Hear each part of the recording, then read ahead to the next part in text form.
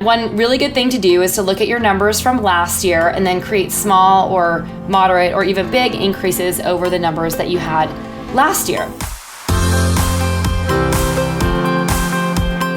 You're listening to Thrive by Design, business, marketing, and lifestyle strategies for your jewelry brand to flourish and thrive. Let's get started. Well, hello there, and welcome to the Thrive by Design podcast. I'm Tracy Matthews, your host today, the Chief Visionary Officer of Flourish and Thrive Academy, and I'm very excited, per usual, to be here chatting with you on the podcast. So today, I wanted to dive into something that is really important for you to start thinking about right now. And I know that when I had my wholesale business many years ago, starting to think about this thing in the middle of the summer was sort of a pain in the you-know-what. I was really focused on, summer sales and being in the moment in the summer, but I noticed that anytime that I didn't start focusing on this thing during the summer months, my business did not do as well as I would have liked it that year. So without further ado, you guys probably know what I'm talking about. Right now, it's time to be focusing on your holiday sales prep.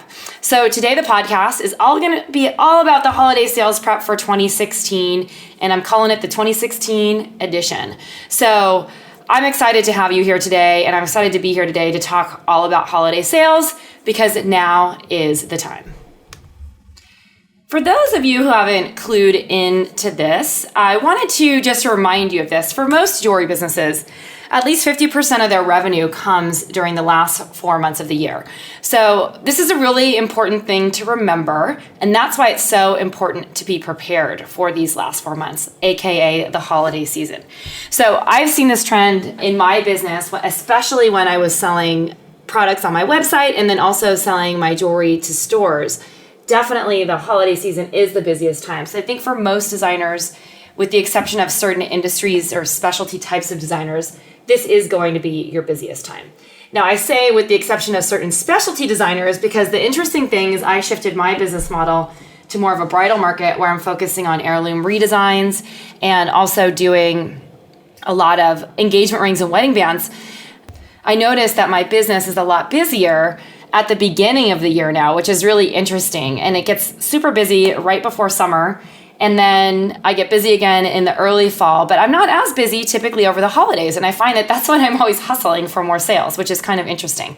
So, but this is for most of you. Not everyone's in the engagement ring and wedding band business. So this is not going to be applicable what I just mentioned, but it is applicable to most of us because if you're really selling products over the holidays, most of you are going to be super busy over the next 4 months, or the next 6 months, I should say, preparing for the next 2 and then selling for the next 4.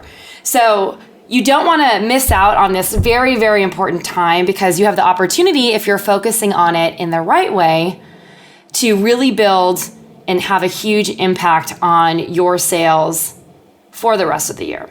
So wanted to mention that, and that's why every year we put out a free guide for you to grab called 151 Ways to Boost Your Holiday Sales. We're going to have that over at the podcast notes. You can grab that over at flourishthriveacademy.com/episode 50 and go ahead and grab it. You can also grab it, just go straight to the source and grab it at flourishthriveacademy.com/boost sales. So I wanted to start right now with a little story about my success really focusing on building momentum and intention and gamifying the holiday sales season. So when I had Tracy Matthews Designs years ago, my salesperson Hillary and I were really trying to hit some super big numbers. And they were going to be huge increases over the previous year. So it was we were setting some big, hairy goals, as you've probably heard that term before, but we're setting some pretty big goals for ourselves. And we really wanted to make it. So what we did is we turned the holiday sales season into a game. So we set some goals and set some projections, and then we would be focused every single day on working towards those goals. So because the sales figures were like one of our number one goals for the last 4 months. We started preparing 6 months before by getting some press and getting features in December issues of magazines. I don't think that we got any holiday gift guides that year, but we definitely did pitch several, and it was definitely worth it because I feel like we got exposure other ways. Like some of the editors for the gift guides ended up featuring us in still shots in magazines anyway. And so that worked. That was really great. We started mapping out a plan of outreach and who we wanted to get reorders from. We started making appointments for the trade show that was happening in August, the Accessory Circuit show, so that we had made sure that we had appointments with the buyers who we needed to see so they could buy the collection. And then we started to make a list of anyone we didn't see at the show, and we would be calling them and emailing them consistently every single day. So our focus every day was to focus on getting sales and to making that goal.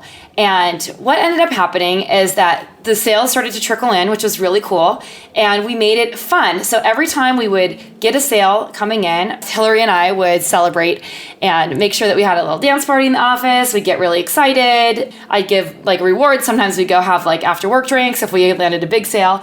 So it was really fun. Every week we reviewed the sales numbers and we measured where we were. And because we were staying so accountable and staying on top of it, we noticed that we started seeing this phenomenon of our sales increasing. And before we knew it, we had a bunch of orders running in or coming in nonstop. And I think the coolest part of it was that we got confirmation that one of our catalogs, Sundance catalog, was going to place an order from us. And we're like, oh, awesome, we're going to get like an order from Sundance. And we ended up getting an order that was about 5 times what we expected it to be, to the tune of like $50,000. So the cool part about this is because we were so on it, building all this momentum and reaching out to stores, making sure that we were on top of it starting in the summer, and doing the efforts for the press and making sure that we were sending out newsletters and all that stuff. We ended up building so much momentum that we ended up exceeding our sales goal by over $50,000 because that order that came in was $50,000 bigger than we had expected. So super cool phenomenon. This can happen for you. And what I really encourage you to do is, if you dread kind of dealing with this stuff or focusing on it, what can you do to make it fun and pleasurable for you? Because that's the most important thing, is like when we have to do things in business that aren't necessarily like our favorite things or cause us anxiety or make us feel vulnerable because we're putting ourselves out there. This is a great opportunity for you to do something to make it fun, to gamify it. So think about different ways that you can do that. I think that that's a really awesome way to get started with your summer sales. So I want you all to stay accountable to yourself. And, after you listen to this episode, I want you to sit down and sort of write out a sales plan. And it can be really rough, even just on a notepad and paper. Set some goals for yourself that you want to hit this holiday season. And one really good thing to do is to look at your numbers from last year and then create small or moderate or even big increases over the numbers that you had last year. And if you're new in business, then you could just make up some numbers based on your existing sales. If you don't have many sales, then make something up that sounds good to you that would be a reasonable goal that you could probably hit without being disappointed if you don't get there. So sometimes if you set a goal that's too high, it's too far of a stretch and our minds don't wrap our brains around it, and so it's hard to reach. So make sure it's something that is that's actually achievable. So I wanted to go through some of the reasons why it's important to start focusing on your holiday sales and starting to prepare for them now. The first reason is that it brings you better media opportunities. You probably have heard a lot of people in the product-based business space talking about holiday gift guides. Well, right now, starting in June through about August, editors are curating materials and products for their gift guides. And gift guides are awesome because if you get featured in a gift guide, oftentimes it's a huge sales driver. I can't promise you that it's always going to be, because different kinds of press, different publications, depending on what they are, drive different types of traffic. However, if you land something in the right gift guide and it's leveraged the right way, you can see huge sales success, which is really, really cool. And it doesn't matter if it's just holiday gift guides. Remember that there are gift guides done for a lot of different kinds of things. So keep this top of mind as you're just moving through your business. For other holiday season, maybe there's a Valentine's Day gift guide coming up. For February, you'd want to start reaching out to editors and, October probably for that, or Mother's Day gift guides, which are great, would you probably start reaching out in February for that. So I got a Mother's Day gift guide one year, and I remember this so clearly because it was before the internet, before people really were ordering on the internet. They were actually picking up the phone to order things or calling, basically ordering from stores as well. But I got a placement in InStyle's Mother's Day guide, and I ended up selling, my phone was ringing off the hook. I ended up selling over 150 units in a day, sold out of all the inventory I had for the pearls. I just wasn't expecting that much in sales, and then ended up being back ordered on some stuff. I think it helped also because the product was featured on the Today Show, although it didn't make the segment cut necessarily. It wasn't spoken about in the segment. They did put the jewelry on the Today Show website, so I think that really helped. So a lot of these gift guides are really leveraging in multiple ways. So even though that was a Mother's Day gift guide, the same thing happens for holiday gift guides. And there's different, you have opportunities to get in print magazines now, but you also have opportunities maybe a little bit down the road to be featured on a blog or to be in a TV roundup where there's a TV show that's rounding up your jewelry to sell, on one of those shows. So there's things like the Today Show or, some of those entertainment shows. They have shopping opportunities at the end. Sometimes they are at a discount, sometimes they aren't. So you can find one that works for you. But anyway, the point being is if you start preparing now, you have the opportunity to get into gift guides and have better media opportunities down the road. The next step is, especially this is very important if you wholesale, is that you can get in with buyers and start making connections if you have your collection ready before their buyer's holiday budget is drained, which is really important. The trade shows for holiday season and fall are in August. And so buyers are getting ready for that. But if you start reaching out to them now before they even go to the show and they have in the back of their mind, what you're doing, then this is a great opportunity for you to get an order for holiday before they even see anyone else's line and before their budgets dry up. So that's a really, really important reason why you probably would want to start thinking about that now and making sure that everything's prepared before so that you can get in with the buyers before they're bought up for the season. Another reason is that you will be able to shape and create a more complete marketing plan, which I think is really, really important and essential if you want to be on target for holiday sales. Some of you may have heard of our Ramp Up Your Holiday Sales course that we used to do. We're offering it in a little bit of a different way this year, so stay tuned for that. But it's one of the great things about it is it keeps you on track with accountability for staying on focus and on point with your marketing so that you're consistently doing things on a daily and weekly basis that are keeping you focused on your holiday sales. So right now is a time to start mapping out the strategy and the plan so that you're prepared so that when September comes along or the end of August, you can start getting your work out there. And then also it will help get you prepared and reduce some of the busy work that happens if you wait till the last minute to start getting ready for the holidays. So I don't know about you, every year, especially when I had my jewelry brand, the holiday season was my wholesale jewelry brand, I should say. I still have a jewelry brand, as many of you know. The holiday season would get so hectic because not only was it such a busy time of the year, but I had to also create samples for the upcoming show in January. And then I would also be taking a vacation with my family to go to Sun Valley, Idaho, which we do every year, to go skiing or snowboarding. And it became really stressful if I was trying to scramble at the last minute to get all this stuff done. And then I ended up being so worn out by the time the holidays came, I would inevitably always get sick. And then I would have to come back and prep and leave for New York, literally 3 days after I get back from my family holiday vacation. And it was just so stressful. And I know a lot of you have heard of me talk about my family. I'm one of 8 children. So when we're all together, it's a big old party and a lot of fun. So that's exhausting in and of itself. But there wasn't a lot of downtime for me. And I'm sure that a lot of you can relate, even if you don't have as big of a family, doing all the family stuff and sort of all the pressure and impact that comes with the holiday season in your business can be really stressful at crunch time. So you want to make sure that you're as prepared as possible. All All right, so I want to reiterate some of the things that you should be doing now in order to make sure that you're staying on target. So I mentioned this briefly earlier, but you want to evaluate and set your goals. So you want to take a look at what you did for last year. If you were in business last year and you were selling during the holidays, I would take a look at the percentage of increase that you're doing this year over last year if your sales were increasing.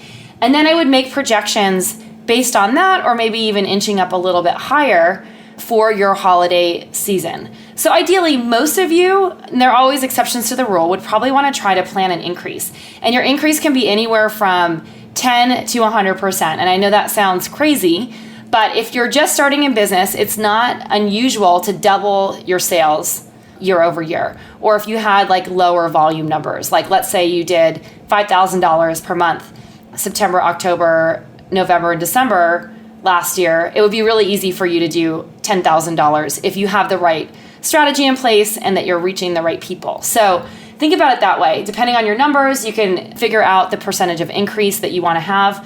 And, in a case where it would be a lower percentage, if let's say you were booking $100,000 in sales a month, a 10% increase would be a really good increase because that would be picking up another $10,000 in that month. Totally different types of businesses and nothing to really get attached to. But just to think about where you are, because this is really about your business and growing your business on your terms and how you'd like to do it. So that's the best place to start. All right, so the next step would be to start planning. So now is the time to roadmap, as Robin likes to say, all things that are involved with sales and marketing. You want to be breaking down your sales by month, which we mentioned, and make sure that you're focusing on mapping out those gift guides that you want to get into and planning your marketing so that when November and December hit, you are prepared and potentially you could get some placements and some great magazines to really help your sale. So make sure that you map out any efforts that you want to do for sales and marketing onto your marketing calendar, and you start to target some of those bloggers and some of those local publications that you want to target. And I wanted to mention this too, is that some of the bigger publications and the bigger media outlets require a lot longer lead time, especially magazine and print publications. They typically require, because they have to be printed, anywhere from 3 to 6 months out.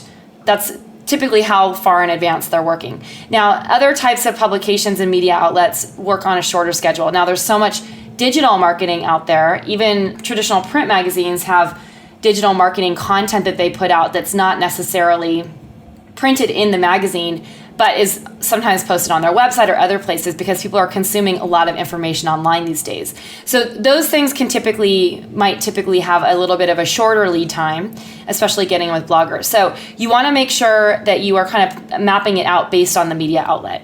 And local publications, unless they're a print magazine, they typically are working still a little bit further out if it's printed, but the opportunities, they don't need as much lead time as like a major media publication. So you can start connecting with the editors now and ask them about when they're going to be featuring any gift guides or when they're going to be pulling for a holiday product. And just a little tip that we've learned over the years is you want to sort of pinpoint some of the major media outlets that you want to be in. And you can figure out what they're doing, what they have planned on their media calendar so that you can target your pitches correctly and kind of have a heads up by Googling, insert the name of the publication and then media calendar. So I'll repeat that. You want to identify the media outlet that you want to target and then Google media calendar. And then typically what that will do is take you to a page on their website where you might have to enter your name and email, but it's for the advertisers. And then it tells the advertisers everything that they're working on in the editorial calendar based on the month. So it's a great tool so that you can really target your pitches and create a story around your brand to use in the pitching for the products, and you make sure that you're targeting the right editors, etc. So hopefully that helps and you can find that. And then the other thing that you want to make sure that you're doing right now is that you have your collection finished and ready to go. So it might seem really early to have a holiday collection or a fall collection done in July.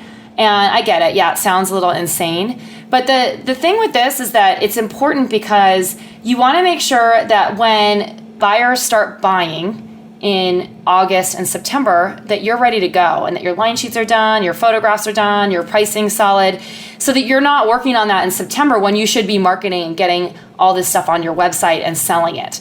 So think about it that way. That's really important. And right now is a great time to start planning.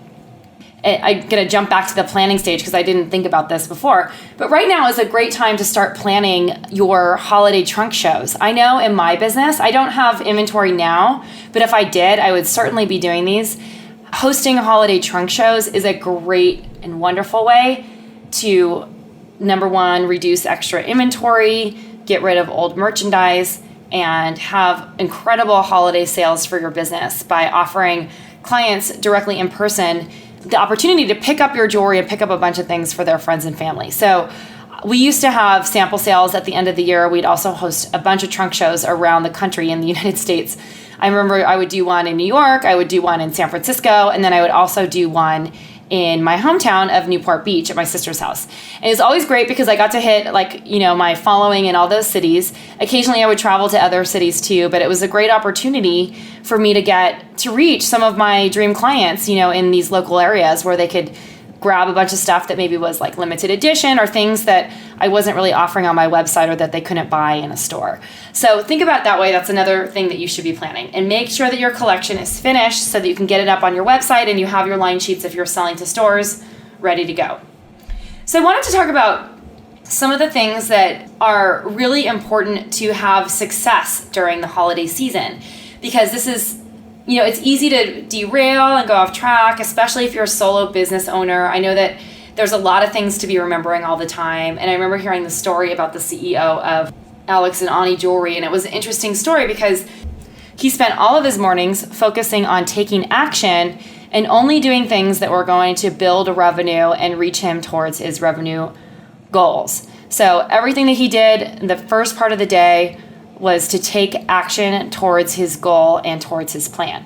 So I like that story because I think that's an important reminder that the first thing that we need to do is, in order to have a successful holiday season and a good business in general, is to make sure that you're taking action and that you're taking the right actions, that you're focused on the right things that are really going to build your business.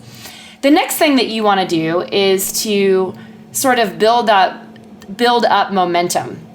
And you do this by being prepared now. So you're going to have so that you're not distracted later. Have your line sheets done, have your pieces photographed, have your collection designed, make sure that you have a sales plan and a marketing plan and that you're pitching the holiday editors for the gift guides if that's something you want to do now, so that when you're actually in the holiday season, you can focus on building momentum and increasing and riding the wave and building those sales.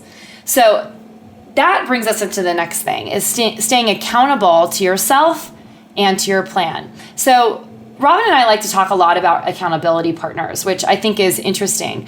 But, I really do believe at the bottom of my heart that the most important person that you need to be accountable to is yourself. Like, you're in charge of your destiny. That's the reason why you probably started a jewelry business anyway, is to have creative control over your financial future and to also be able to have this passion that you love of creating and making jewelry and talent and turn that into a business that's successful. So in order to do that, you need to stay accountable and do what you say you're going to do. So if you say that you're going to outreach to 5 stores a day or 5 editors a week, then you better do that. So stay accountable to yourself, set priorities, and be on top of it, or get support from others who can help you stay on top of it as well. And then some other things that are really important in having a successful holiday season are making sure that your head is in the right place. Now, I talk about mindset all the time. I can't help it. I'm a former yoga teacher. Your mind is the creator of your destiny. In fact, I'll tell you a little story about me. I was really trying to create some space in my life for some personal things that I wanted to bring in. And the only way I could do that was to step away for a little bit from some of the stuff that I was pushing towards. And one of those things happened to be my business. And I took a break from, really working on booking sales for December of last year and January of this year, which is an unusual thing for me because usually January is like a super busy month for me in my custom jewelry business. But it was something that I needed to do because I needed to get my head in the right place. I was really I've been focusing a lot on business, for many, many years, and I wanted to sort of create something that was a little bit different for myself, that allowed maybe a little bit more space and a little bit more freedom in my life so that I could still have abundant income and abundant sales and all that stuff, but also have space to do things that I wanted to do, like, spend time with friends and family and all that stuff. And when I get really into work, I can have a tendency to be a little bit of a workaholic. That's like a truth about me. And I have to purposefully make plans sometimes after work hours in order to get out of my office because I work from home, or else I won't stop working. And, we all need energetic space, and we all need to be in the right mindset for success. So I remember I did this purposeful break, and then I had to get back in the game because I realized, all right, Trace, you got to get some sales coming in the door because you are running a business here, and you're running a business, so you have to have the sales. So I remember I'm like, all right, you're going to do this. You're going to get your head in the right place.